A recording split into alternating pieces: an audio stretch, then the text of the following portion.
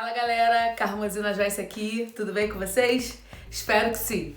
Então, nós estamos dando início a mais um vídeo aqui do nosso canal Metamorfose e eu já quero te pedir para se inscrever no canal caso você não seja inscrito. Já dá um like no vídeo, faz o seu comentário aí, coloca algum tema que você gostaria que fosse abordado e se você achar interessante e relevante, compartilhe com alguém para abençoar a vida de alguém, né? E hoje eu quero falar sobre um tema muito específico. Eu quero te incentivar a ser relevante para relevante para pelo menos uma pessoa. Que você tenha por meta ser relevante para pelo menos uma pessoa. Por que eu tô falando isso? Porque muitas vezes a gente acaba entrando numa crise de querer evangelizar e não saber por onde, de querer ser relevante para alguém e não saber como começar. Há 2 semanas atrás eu recebi uma mensagem de um jovem falando comigo assim: Carmozina, eu quero evangelizar, eu quero começar a falar de Deus para meus amigos, mas eu não sei como, não sei se eu entro para um seminário, não sei bem o que fazer. E muitas vezes, se na nossa igreja ela não tem um projeto social, se o nosso pastor não se move dessa forma, a igreja não está trabalhando em prol disso, a gente não sabe como começar e simplesmente não começa. Bem verdade é que o mundo é dividido em 2 grandes grupos. Aí você vai falar, você tá louca, né? Existem várias tribos no mundo. Sim, de fato existem. Mas eu quero falar de 2 aqui. A primeira grande tribo são dos missionários. Quem são os missionários? Todos aqueles que receberam a missão de Cristo. Qual a missão? A grande comissão. Portanto, ide, fazer discípulos de todas as nações, né? Quem crê e foi batizado será salvo, quem não crê já está condenado, e esses sinais seguirão os que creem, meu nome expulsaram demônios, falaram novas línguas. Essa é a grande comissão. Portanto, ide pregar o evangelho. Portanto, ide fazer discípulo, né? Mateus fala de uma forma, Marcos de outra, mas em todos os evangelhos você encontra ali a grande comissão e todo mundo que entregou a vida para Jesus passa a fazer parte dessa grande comissão. E o segundo grande grupo é justamente os do campo missionário, né? São aqueles que ainda não conhecem Jesus Cristo e que são o nosso campo missionário. E aí você pode falar assim, mas eu não sou missionário, eu não tenho a pretensão de ir para outro país, de ir para a África, de ir para outra nação pregar. Tudo bem, você pode não ser um missionário transcultural, ou seja, alguém que vai para outra cultura. Mas missionário tu é, porque se você já foi alcançado por Jesus, você já deixou de ser um campo para se tornar um missionário. E aonde vai ser o seu campo missionário? É por onde você vai, porque o versículo é claro, portanto, ide. E aí, né, a gente durante muito tempo achou que era um deslocamento físico. Não necessariamente, na verdade, no grego, essa palavra ela tá no gerúndio, portanto, indo. Indo fazer discípulo, tá? Então, por onde eu vou indo? Pela faculdade, minha casa, meu trabalho, aonde eu circulo e só tem eu de missionário ali, as demais pessoas ainda são um campo, ainda precisam ser alcançadas, ali é o teu campo missionário. Então pode ser que você nunca pise na África, pode ser que você nunca pise nos países do Oriente Médio e tal, ou talvez pise, não sei o que Deus tem especificamente para você, mas o que eu quero dizer é que se você está num lugar onde existem pessoas não alcançadas e você já foi alcançado, você é um missionário e elas são o campo. Eu, por exemplo, fui a missionária, né, da minha casa durante muito tempo. Me converti aos 17 anos, 16 para 17, e só eu era cristã na minha casa. Minha mãe não era, minha irmã não era, meu padrasto não era, mas ninguém era. Então, durante muito tempo, eu fui a missionária responsável pelo campo Casa de Carmozina. E talvez você seja o missionário responsável por um campo específico aí da tua vida, da tua família, né?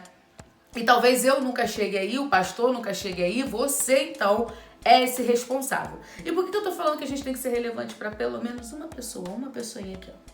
A Bíblia lá em Atos capítulo 9 conta a conversão do apóstolo Paulo, né?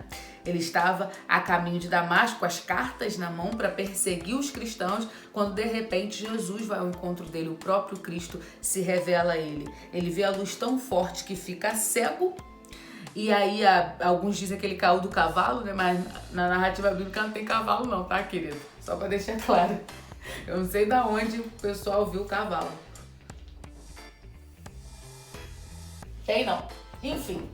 Mas ele fica cego e o Senhor fala ao coração de Ananias para ir orar por Paulo. A gente nem lembra de quem era Ananias, né? Mas Ananias foi o homem que foi orar para que Paulo voltasse a enxergar. Parece que a participação de Ananias na história não teve muita relevância, né? Porque ele só fez a oração por Paulo, é o que é citado na Bíblia, né? A oração por Paulo. Mas ele foi relevante para Paulo. E Paulo é relevante para o mundo, para o universo. Paulo é relevante para a galáxia. Porque o homem escreveu praticamente o Novo Testamento todo. Romanos, a carta mais linda da Terra. Filipenses, Colossenses, Tessalonicenses, tudo foi Paulo. Então, Ananias foi relevante para Paulo e Paulo foi relevante para o universo. Então, o que eu quero te dizer é, se esforce para ser relevante para pelo menos uma pessoa na vida. Que você já vai ter batido ali a sua meta, digamos assim, né? É claro que se a gente puder fazer o macro, que a gente faça o macro. Mas às vezes, por não conseguir fazer o macro, a gente não faz nem o mínimo. E aí eu quero contar um breve testemunho pra vocês. Na semana passada, né, depois desse tempo todo de quarentena, eu fui à minha manicure, né, receber a minha dignidade de volta aqui, ó. As minhas unhas que eu tanto amo. E aí eu tava lá fazendo as minhas unhas quando de repente chegou a cliente seguinte. E nós não nos conhecíamos. Aí começou uma conversa, né? Conversa de salão. Conversa vai, conversa vem. E ela começou a contar que passou 40 anos afastada do evangelho e que nesse tempo de pandemia assistiu algumas lives e decidiu voltar para Jesus, mas que ainda estava sem igreja e ela era uma pessoa muito ferida com a igreja, muito magoada com o meio cristão. Contou um pouquinho da sua história. E aí, conversa vai, conversa vem, a minha unha terminou, a manicure terminou de fazer a minha unha e chegou a vez dela. Quando eu ia embora, eu falei, já que você tá voltando pro evangelho agora, tá começando, eu quero fazer uma oração por você.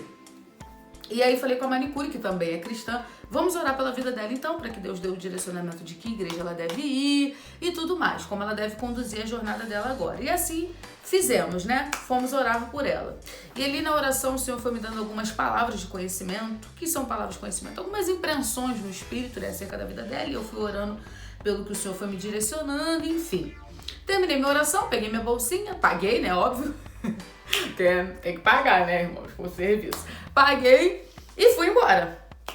E aí, quando eu cheguei em casa, pra minha surpresa, eu recebi um WhatsApp da manicure me contando que o Senhor tinha falado no profundo com ela através daquela oração, coisas que só ela e Deus sabia, coisas que estavam trazendo um certo peso para a vida dela e o Senhor ministrou através da minha vida ali. Foi só uma oração.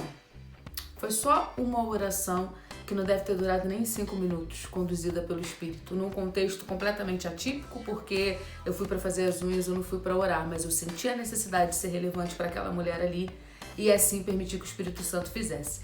O legal da história é que a manicure contou que essa mulher perguntou, de que igreja ela é? Essa menina, a mulher perguntou, de que igreja essa menina é? A menina, no caso, eu aqui, né? E aí ela falou, ela é da Igreja Batista do Calvário, ali na Alameda. E ela falou, nossa, eu passei anos da minha vida pegando o ônibus do meu trabalho, passando em frente àquela igreja e falando assim comigo mesma. Duvido que tem um crente aí dentro. Essa igreja é rico, igreja chique, tem crente aí dentro não.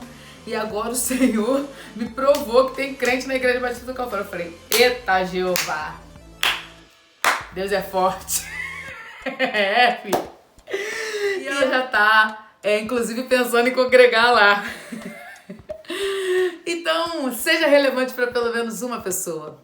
Uma oração, um abraço, uma carta, uma visita, uma mensagem. Às vezes a gente, por não conseguir dar conta do macro, a gente não faz nem o micro. Mas se a gente for relevante para um nesse tempo, já vale muito a pena. Porque a palavra de Deus afirma que uma alma vale mais do que o mundo inteiro. Então, se você ainda não se enganjou em algum projeto social, e existem projetos sociais maravilhosos, se você ainda não enganjou em uma equipe missionária, numa organização missionária, faça isso.